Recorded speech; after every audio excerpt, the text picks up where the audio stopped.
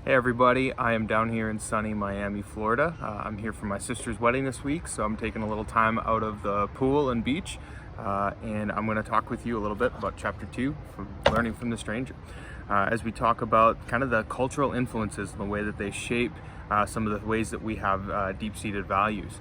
And I'm finding firsthand this week as two families become one, there's also two cultures that are clashing in small ways and merging in others as we look at the different cultural values that we both share as one family from the Midwest and one family from Haiti become one this week. So as we talk through this chapter, there are several kind of sub-points as we talk about the way that we see meaning ascribed to cultural differences. There's so many different elements that come out through that.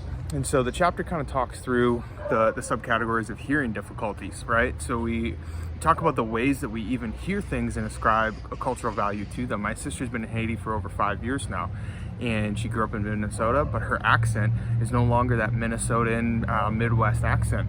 She mixes in words in French and Creole. It's been occasionally challenging for my family to not only follow with how she speaks, because her speaking pattern has changed, but also to experience a little bit of dissonance with what it means for her identity, that she's no longer a Midwestern. And it's amazing how quickly that sense of what it means to sound right has crept in as we adapt to her shedding our culture and taking on a new culture. The chapter talked about home-tinted spectacles. So one of the ways that just very ironically, I'm driving around Miami this week, I'm seeing this come through is my West Michigan mindset is drive slow, drive cautiously, and drive very kindly, and that is not Miami. Miami is fast. I often view it as reckless, right? But I was talking with my soon-to-be brother-in-law, and he was saying, dude, in Miami, if you're not going fast, you're probably a danger to someone else. And if you're not a danger to someone else, you're probably causing traffic jams. So I have to challenge my own perception of what safe and efficient driving actually is and adapt to the culture that I now find myself in. Just one more way that we look at a cultural difference and ascribe a value to it in a way that we're maybe not supposed to. Guys, I'm swatting mosquitoes. What is this? Okay, we also talk about talking past one another, and it was a great example of this last night. My brother-in-law and my soon-to-be brother-in-law and my sister had a barbecue. They invited us over, so my family arrived on time, which was rare.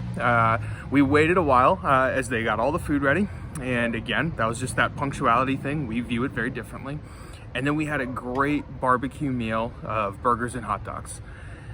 And then they brought out sausage and hors d'oeuvres. And we were like, okay, we can track with this. And then all of a sudden salads and side dishes started coming out. And then all of a sudden steak and shrimp and then dessert, right? So there's just layer after layer. We thought the burgers and hot dogs was the main course. That's a barbecue in Michigan. But that was actually the appetizer. So we're actually looking and talking past each other as we're saying the same thing, right? Come on over for a barbecue, but we're saying two different things in our different culture. This is an example of what Lydia Canu calls situational equivalence. So she says, in fact, as language reflects the social reality in any given culture, some situations referred to by the source culture, right? I'm here in Miami, and the source language don't have an equivalent in the target language, or if they do, we see them as different. So in such cases, adapters, that'd be me, creates a new situation, one that the target audience perceives as familiar and thus can be considered as equivalent. So I mistakenly looked at this and said, I know what a barbecue is. Turns out I didn't. Then the chapter goes into talking about behaving in public. And so last night we're at the barbecue. I decided to take a break from eating all these different courses, and I go swimming with my 2-year-old, who all night is just swim, daddy, swim, swim. Cool. So we got splashing around in the pool, and there's a couple of raindrops, but it's 80 degrees out. We are loving this weather, right? I'm sitting in a t-shirt right now. I love this weather. And I'm the only one in the pool with my daughter. And my wife comes over after about 20 minutes and says, hey, why don't you come on out of the pool? I'm like, okay, I'm not sure what's going on. Turns out my sister's mother-in-law is worried that with the rain and the cooler temps of 80 degrees, right? Can we believe that? That her grandkids are going to catch a cold. And so my sister, who grew up in Minnesota, disagrees with this, but culturally, she's not able to say that to her mother-in-law. There's a cultural dynamic. My first thought is, my sister's their mom. Let her decide what parenting decision she's going to make.